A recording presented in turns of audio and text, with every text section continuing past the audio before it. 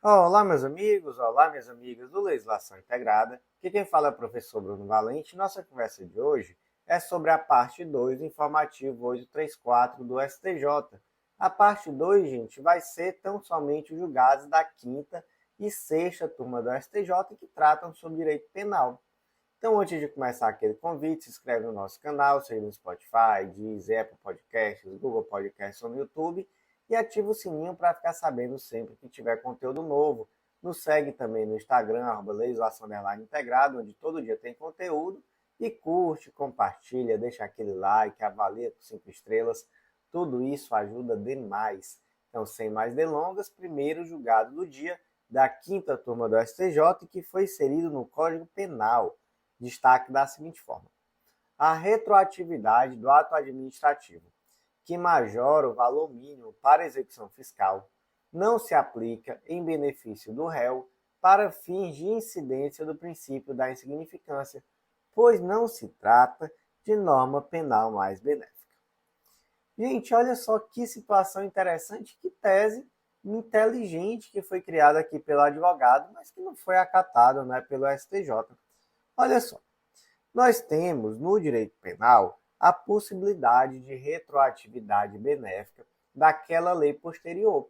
Então, o que isso significa? Que, por exemplo, Mévio hoje foi condenado por um determinado crime. Que crime foi esse? Amar demais, estava lá no Código Penal, pena de reclusão de 8 a 10 anos e multa. Acontece que veio uma nova lei e disse que amar demais já não é mais crime, né? Deixou de ser crime. O que acontece? Acontece que o MEV vai ter direito a ter essa nova lei aplicada a ele, mesmo que ele já tenha sido condenado, com trânsito em julgado, que quer que seja. Da mesma forma, gente, isso se aplica se fosse tão somente uma redução de pena, se fosse tão somente uma lei nova que viesse a melhorar a situação dele na execução penal, etc. Beleza? Beleza. Agora imagina aqui uma situação, o Augusto, ele cometeu um crime tributário de sonegação de ICMS lá em 10 de 10 de 2018, lá no estado de Santa Catarina, num valor total de R$ 25.000. E na época, a gente estava vigente uma portaria estadual que dispensava execuções fiscais menores que R$ 20.000. Guarda essa informação só até aí, vamos primeiro entender como é que funciona isso. Gente, nos crimes tributários, nós temos uma tese repetitiva, é o tema 157 do STJ, que diz que incide o princípio da insignificância aos crimes tributários federais e de descaminho, quando o débito tributário verificado não ultrapassar o limite de R$ 20.000, até o disposto no artigo 20 da Lei 10.522 de 2002, com as atualizações respectivas das portarias 75 e 130, ambas do Ministério da Fazenda. Então, crime de rico, crime tributário, até R$ 20.000 a nível federal é princípio da insignificância. É bom cometer crime de rico no Brasil, né? Mas é. E aí, gente, isso a nível federal. A nível estadual, quando é que vai ser insignificante? É quando estiver dentro daquele limite previsto na legislação estadual, em que o Estado dispensa a propositura de execução fiscal. E por que o Estado dispensa a propositura de execução fiscal de valor considerado pequeno? Porque sai caro a execução fiscal, né? Então, às vezes não compensa o custo de executar pequenos valores. E para o Estado, R$ 20.000 é pequeno valor. Para mim é dinheiro demais. Mas para o Estado é pouco, né? Para o Estado é quase nada. No âmbito municipal, gente, mesma coisa, tá? Se tiver legislação que dispense a execução fiscal até um determinado valor, é esse valor que vai ser utilizado como parâmetro para verificar se aplica o princípio da insignificância, beleza? Então, lá no estado de Santa Catarina, quando o Augusto cometeu esse crime tributário, a portaria que estava vigente trazia esse valor de 20 mil. E ele, nessa oportunidade, sonegou 25. Então, se deu mal, Augusto. O que acontece? 2021, então, 3 anos depois aí, foi editada uma nova portaria, que foi a 58 de 2021, que majorou esse valor para 50 mil. E aí, o que o advogado do Augusto pensou? Opa, temos aqui uma situação de lei penal mais benéfica, porque agora é princípio da insignificância até 50 mil. E o Augusto, ele só sonegou 25. E aí, já impetrou habeas corpus pedindo aí a retroatividade benéfica. E aí, gente, essa tese prosperou? Não, sabe por quê? Porque aqui não tem lei penal nova, não, gente. Não teve nenhuma lei penal nova. O que teve aqui foi tão somente uma alteração de parâmetro para a aplicação do princípio da significância. A alteração essa que é posterior ao fato. Então não se aplica. E esse foi o entendimento. Olha, uma alteração de parâmetro do que é princípio da insignificância não é lei penal nova, não retroage, não. E olha, se você for levar isso aqui a ferro e fogo, né, se você for pensar isso aqui a longo prazo, não faz sentido nenhum. Aqui nesse exemplo, até que dá para sustentar, porque são 3 anos de diferença. Então, o efeito da inflação, o efeito da correção dos valores, já não faz tanta diferença, né, de 2018 para 2021, por mais que tenha sido um período de grande inflação. Mas se você for pensar, por exemplo, em retroatividade benéfica, basta pensar, gente, que 50 mil reais, por exemplo, lá no começo do Plano Real era dinheiro demais. Dava para comprar uma mansão com 50 mil reais quando surgiu o Plano Real. E aí, gente, alguém que eventualmente tivesse sonegado 49 mil reais naquela época era dinheiro demais, era muito dinheiro, 49 mil reais, que fosse sonegado lá em 1994. E aí, se fosse haver uma retroatividade, aquela pessoa que na época cometeu um crime tributário de monta razoável, né, ela seria beneficiada. E não é assim que funciona, né? Então esse parâmetro, ele é da data do fato, beleza? Então não dá para retroagir, não. Eu trouxe um exemplo aqui muito extremo, né? 94 provavelmente já teria tido prescrição, a pessoa já teria terminado de cumprir pena, etc. Mas, gente, se pensássemos em um cenário de hiperinflação, isso aqui faria muito sentido, né? Imagina, por exemplo, que o Brasil fosse a Argentina, que passa por uma onda de inflação absurda. Então, em uma situação como essa, de um ano para o outro, já não faria muito sentido o parâmetro, né? Então, retroatividade menos ainda, beleza? Mas é isso, tá, gente? Não retroagiu aqui, tá? Como é que ficou então o destaque? A retroatividade do ato administrativo que majora o valor mínimo para execução fiscal não se aplica em benefício do réu para fins de incidência do princípio da significância, pois não se trata de norma penal mais benéfica.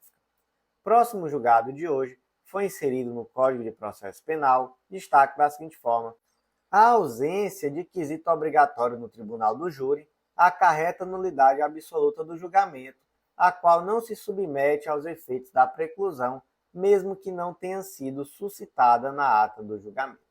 Vamos conversar aqui um pouco sobre os quesitos no júri, tá? Artigo 483. Os quesitos serão formulados na seguinte ordem, indagando sobre... Aí vamos aqui, qual é a ordem? 1. Materialidade do fato. 2. Autoria ou participação.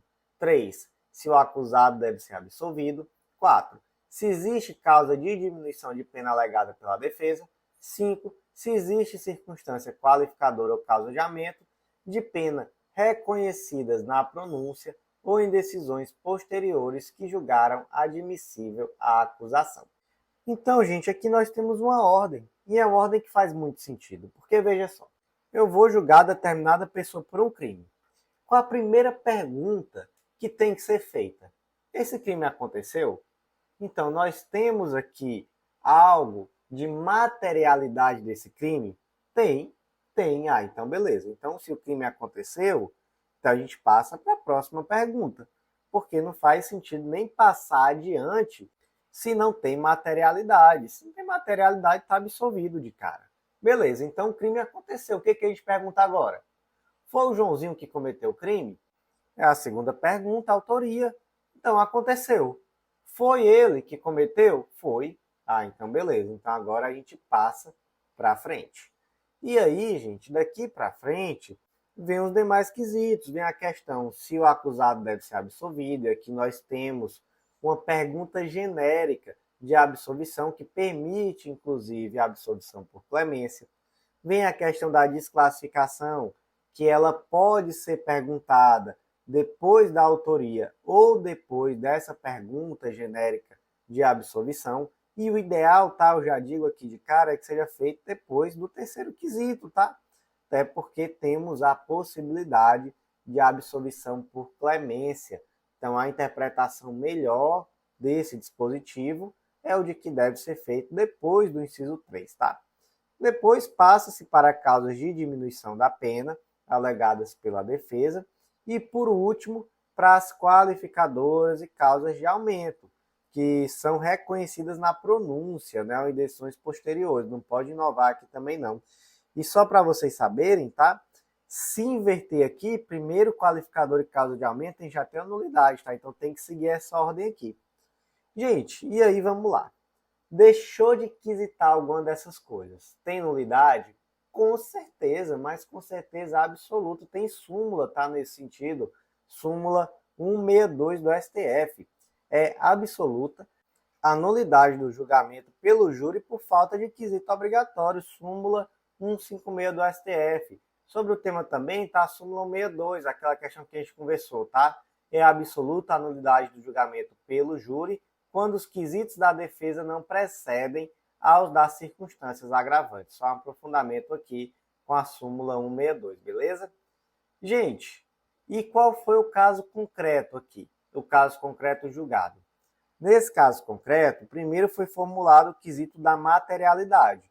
Então, de fato, se chegou na conclusão de que o crime existiu. Aí depois tinha que perguntar o quê? Joãozinho cometeu o crime? Joãozinho foi autor do crime? Mas aí não fizeram isso.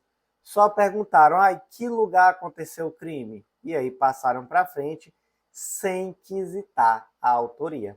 E aí, gente, eu preciso dizer que é a nulidade absoluta? Preciso não.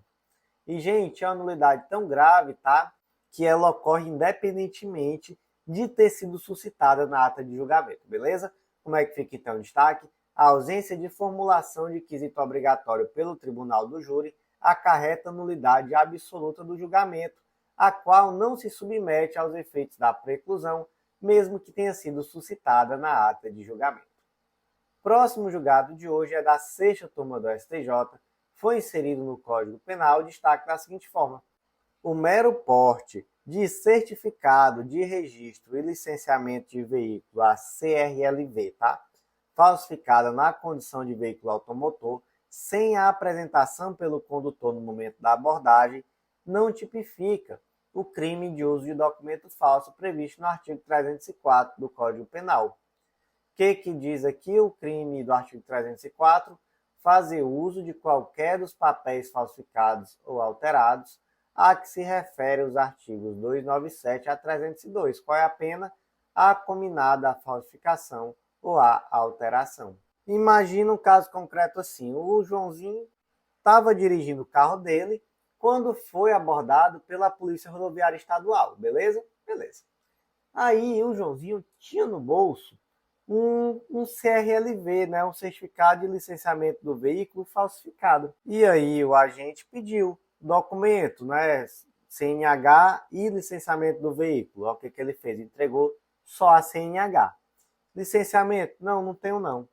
Só que por algum motivo foi realizada uma busca pessoal ali no Joãozinho e verificou que ele tinha no bolso um CRLV falsificado. E aí se conduz à delegacia e até que se chega a apresentar uma denúncia pelo crime de uso de documento falso. Gente, Joãozinho usou esse documento? Usou não. Olha, o mero fato de ele ter no bolso um documento falso não quer dizer que ele utilizou. E no caso concreto especificamente, ele teve até a oportunidade de utilizar, né? Mas não utilizou. Ele optou ali por manter esse documento no bolso dele, não fez nada com ele. Então, de fato, gente, o núcleo do tipo penal não foi infringido. Fazer uso. Foi feito uso? Não foi feito uso de nenhum documento. Então, realmente, não foi vulnerado sequer remotamente a fé pública. Esse foi o termo utilizado, tá? Não houve bem jurídico ofendido, que no caso é a fé pública, sequer de forma remota. Então, como é que ficou o destaque? O mero porte de CRLV falsificado na condição de veículo automotor, sem a apresentação pelo condutor no momento da abordagem, não tipifica o crime de uso de documento falso previsto no artigo 304 do Código Penal. Gente, antes de seguir em frente, aquele convite muito especial. Se você não é nosso assinante, acesse legislaçãointegrada.com.br e vem fazer parte do Clube da Lei. Nosso clube de membros que dá acesso a todos os nossos materiais e planos de leitura e que vai organizar de uma vez por todas os teus estudos. Com certeza vai ser um baita diferencial, um material semanalmente atualizado, super organizado, que vai ser um divisor de águas nos teus estudos, eu tenho certeza. E, gente, valor super acessível, de verdade mesmo. Super acessível, então vem fazer parte, aproveita.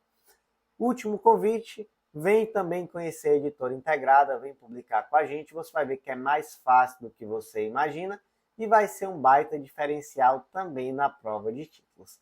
Então, o último julgado de hoje, gente, foi inserido na Lei de Execução Penal, Lei número 7.210 de 84, destaque da seguinte forma: com as alterações promovidas pela Lei 13.964 de 2019, a reincidência somente atingirá delitos da mesma natureza, diferenciando-se entre delitos comuns cometidos com ou sem violência e hediondos ou equiparados, com ou sem resultado morte. Gente, antes desse tal desse pacote anticrime, era muito fácil progressão de regime, não era?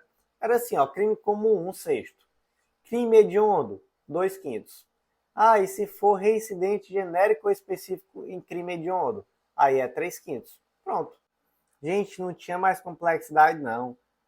Ele cometeu aqui um crime comum e depois cometeu um crime hediondo. 3/5. Não importa se é reincidente genérico, se é específico. É crime comum, 1/6. Enfim, era simples, né? Era bem simples. Agora, depois do tal do pacote anticrime, aí, gente, é uma complexidade, viu? Aí você vai de 16% até 70%, né? E agora ainda teve mais uma inovação legislativa que acrescentou até uns 55% quando é primário condenado pela prática de feminicídio. Inovação já desse ano de 2024 com a Lei 14.994. Mas o que eu quero que vocês percebam? Vamos aqui pegar o artigo 112 da LEP e vamos perceber o seguinte, ó, vamos lá. Tem uma escadinha, né? Começa em 16%. Aí tem assim, 16%. Se o apenado é primário e em crime que foi cometido sem violência ou grave ameaça. Aí, olha só, 20% é quando? Se ele for reincidente em crime cometido sem violência ou grave ameaça. Então, olha só, reincidência aqui é específica, né? Específica em quê? Em crime sem violência ou grave ameaça. Mas se ele for primário em crime com violência, aí já é 25%. Mas e se ele for reincidente em crime cometido com violência ou grave ameaça à pessoa? Também é a reincidência específica, tá vendo? Então, 30% no caso da reincidência específica aqui em quê? Em crime com violência ou grave ameaça contra a pessoa. E se for primário em crime hediondo? 40%. Reincidente em crime hediondo? Aí já pula para 60%. Também reincidência específica. Mas e se ele for primário em crime hediondo ou equiparado com resultado morte? Aí nesse caso é 50%. E se for reincidente em crime hediondo ou equiparado com resultado morte, aí nós já temos o quê? 70%. Então tá percebendo? Olha só, é uma verdadeira escadinha, não é? E você percebe que as reincidências aqui todas são específicas, não é? Então o ponto é esse, tá? Isso aqui até criou uma celeuma, porque em um determinado caso houve lei mais benéfica, que foi qual? No caso do indivíduo que é reincidente genérico, né? Então ele primeiro cometeu um crime que não é hediondo e depois ele cometeu um crime hediondo. E aí, pela nova lei aqui, ele vai progredir em quê? Ele vai progredir em 40%. Por quê? Porque ele não é reincidente específico em crime hediondo. Então, é só 40%.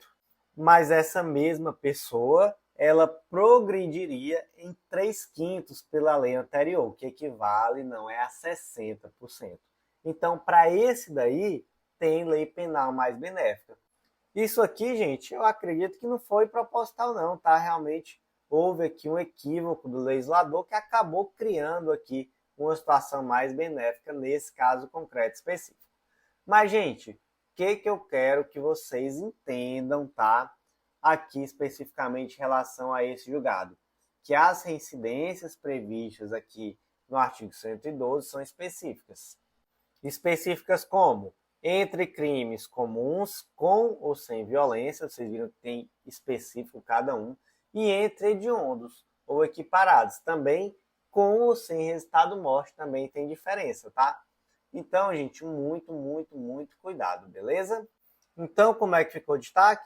Com as alterações promovidas pela Lei 13.964 de 2019, a reincidência somente atingirá delitos da mesma natureza, diferenciando-se entre delitos comuns cometidos com ou sem violência e hediondos ou equiparados com ou sem resultado morte.